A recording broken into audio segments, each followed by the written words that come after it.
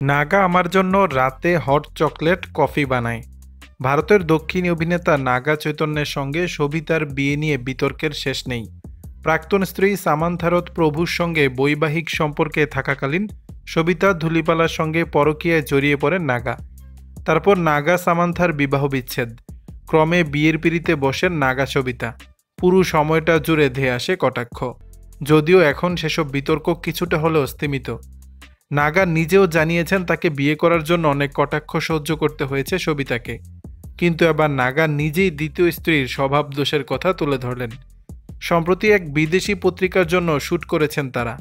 তাদের দেওয়া সাক্ষাৎকারে নিজেদের দাম্পত্যের খুঁটিনাটি তুলে ধরেন।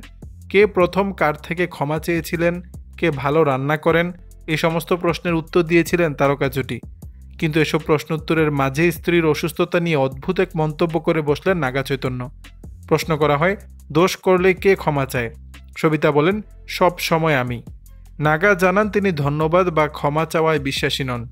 কে ভালো রান্না করেন প্রশ্ন করলে চৈতন্য বলেন, আমাদের মধ্যে কেউ রান্না করে না। সঙ্গে সঙ্গে সবিতা বলেন, নাগা রাতে আমার জন্য হট চকলেট কফি এগুলো বানায়।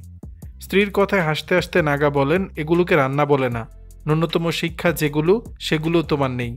স্বামীর কথায় সম্মতি জানান সবিতা। তবে এখানেই থেমে যাননি নাগা। এবার সবিতার অসুস্থতাকে নাটকের আখ্যা দিলেন। আসলে তাদের কাছে জানতে চাওয়া হয় দুজনের মধ্যে কে বেশি অসুস্থ হয়ে পড়েন। তাতেই সবিতা জানান তিনি নাকি প্রায়ই অসুস্থ হয়ে পড়েন। যদিও স্বামী চৈতন্য অসুস্থ হলে একটু অন্য ধরনের আচরণ করেন। স্ত্রীর কথা শেষ হতেই নাগা বলেন, একদম না। ও যখন অসুস্থ হয় তখন ও এমন করতে শুরু করে যেন মনে হয় এক্ষুনি অজ্ঞান হয়ে যাবে। ও যত না অসুস্থ হয় তার থেকে বেশি নাটক করে।